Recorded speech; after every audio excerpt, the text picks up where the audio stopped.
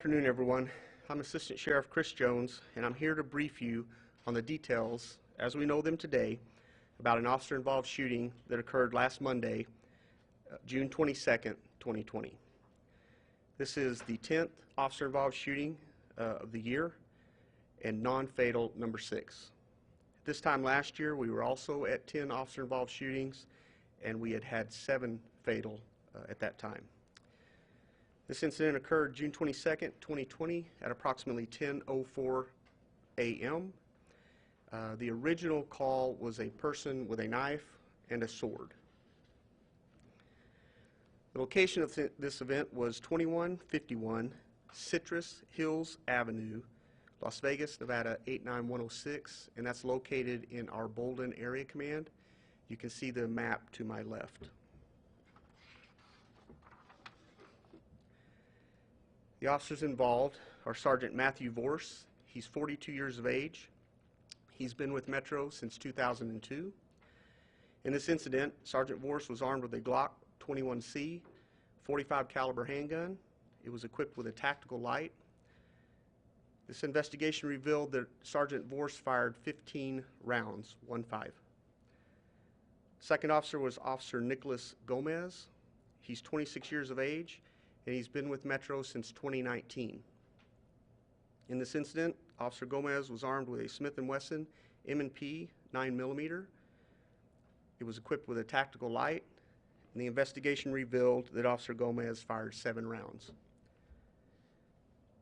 The next officer involved was Officer David Pangan, P-A-N-G-A-N.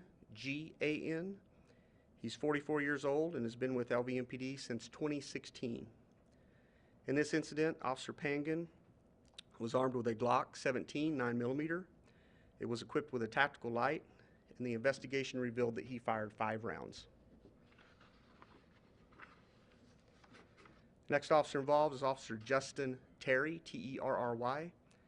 He's 40 years of age. He's been with Metro since 2006. In this incident, Officer Terry was armed with a Springfield XD9 9mm. It was equipped with a tactical light, and the investigation revealed that he fired 6 rounds. The last officer involved was Officer Gregory Tracy.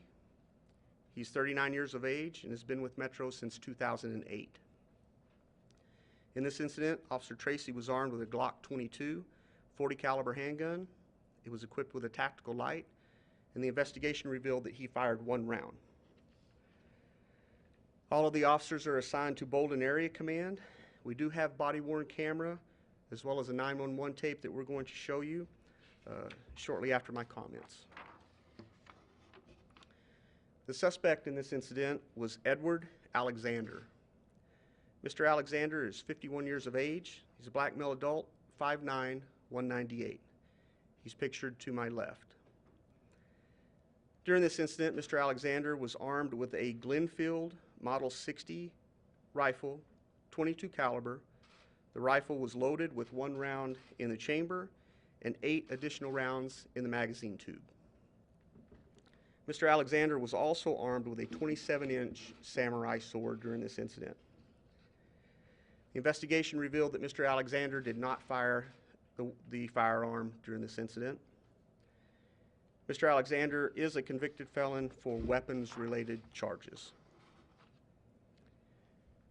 He was subsequently charged after this incident with 7 counts of assault with a deadly weapon on a protected person and a prohibited person in possession of a firearm. I'll now explain the details of this call. On Monday, June 22nd, 2020 at 10:04 a.m., LVMPD dispatch received a call from Lake Tonopah Apartments located at 2151 Citrus Hills Avenue. The caller was an employee for the complex and told dispatch that a black male adult, later identified as Edward Alexander, was walking through the complex swinging a sword. The call taker categorized this incident as a STAR protocol based on the information that was provided by the employee. The acronym STAR protocol stands for Supervisors Tactic for Armed Subject Response. LVMPD policy states the following for a STAR protocol. One, there is credible information that the subject is armed with a firearm or other dangerous weapon.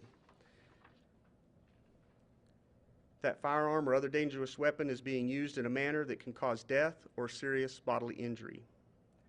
Two, the subject is acting in a threatening manner with that weapon. And three, this will not include open carry subjects or pocket knives when carrying the weapon is the sole justification for the call. Several patrol officers and a sergeant were dispatched to the apartment complex. One of the responding officers was assigned to a tactical vehicle.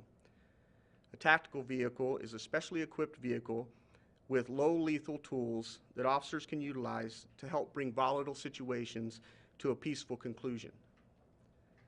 Arriving units found Mr. Alexander standing by his apartment carrying a sword, which was in a scabbard across his back.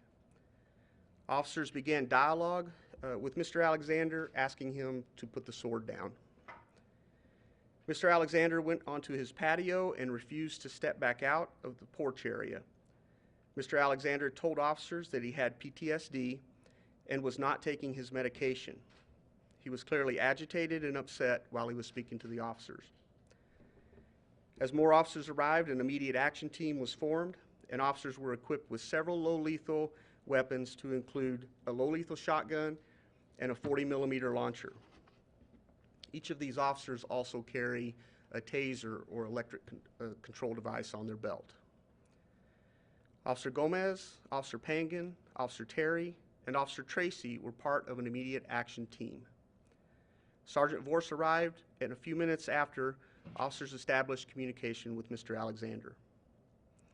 Officers attempted to de-escalate the situation by providing space between themselves and Mr. Alexander. The officers also attempted to establish a rapport with him and explain that they were there to help him and not to harm him. After a few minutes of dialogue, Mr. Alexander went inside his residence and came back out onto the patio holding the rifle. Mr. Alexander pointed the rifle at the immediate action team, which caused Sergeant Vorse and Officers Gomez, Pangan, Terry, and Tracy to fire their weapons. Mr. Alexander went back inside the apartment and then reappeared back outside with the rifle again pointed at officers. Officers fired more rounds at Mr. Alexander, which caused him to go back inside the apartment a second time. SWAT and crisis negotiators were notified and responded and were able to take Mr. Alexander into custody after having tased him. Over the next 2 hours, Mr. Alexander had paced back and forth between the apartment's porch and front door, and throughout this time, Mr. Alexander was visibly upset and yelling at officers. Mr. Alexander suffered minor injuries to his left thumb and hand, and he was transported to UMC Trauma for treatment. After being treated, Mr. Alexander was transported to Clark County Detention Center and booked for the aforementioned charges.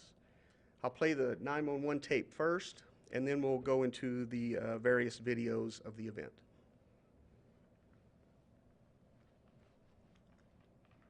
Monday, June 22, 2020, 10:03 and 28 seconds.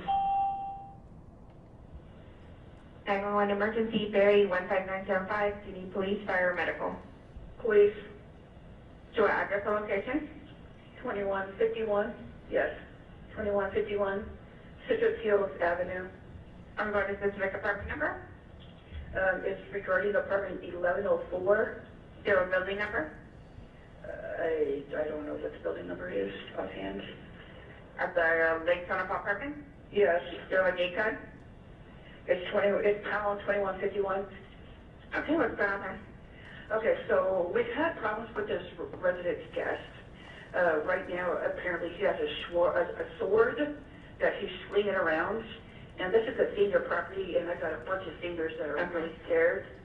And how? Did you see it or someone else call you? No, I haven't seen it, but they won't call the police on him. So they just came in and they just asked me to call.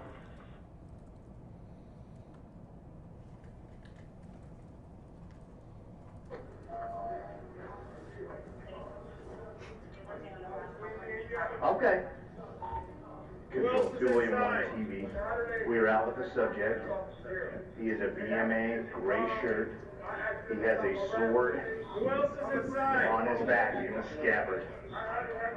Hey, we're gonna back off. We're just gonna talk to you, okay? You got it. Who else is inside with you?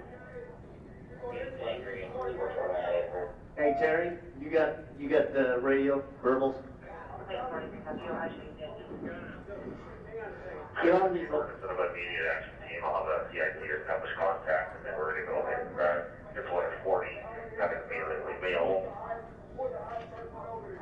615 for medical hold short, you notify the area and indicate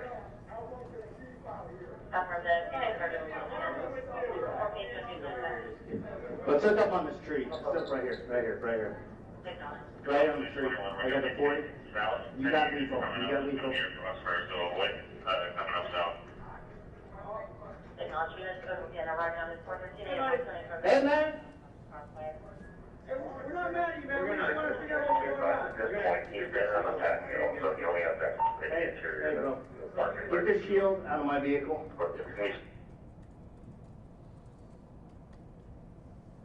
Hey, listen, we don't want to do anything to you. We don't want to hurt you. Oh, shit. What's that thing? Put the gun down, man. Look! 113. Get back here. Fuck.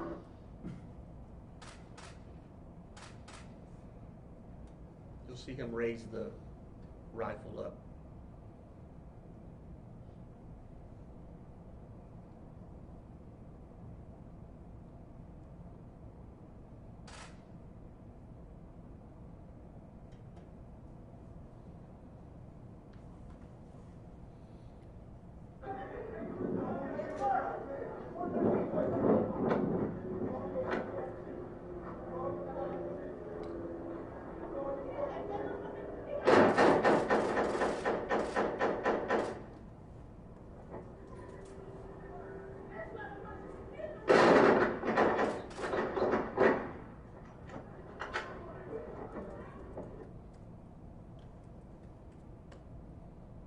Here, 413. Got a gun.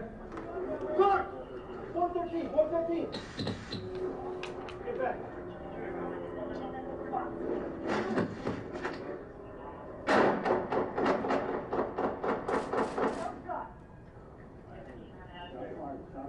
Shot fired.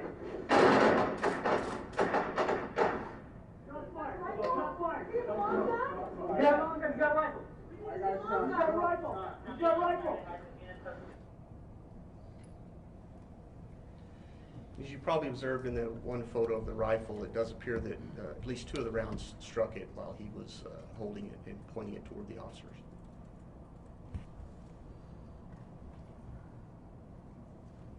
I'll take some questions. Can you speak to the fact that 35 rounds were fired in an apartment complex with apparently seniors, according to the 911 call? Yeah, that's a lot of rounds. Through this investigation, those officers will be required to answer for every single round that they fired to ensure that it was within policy. That'll be part of our continuing investigation.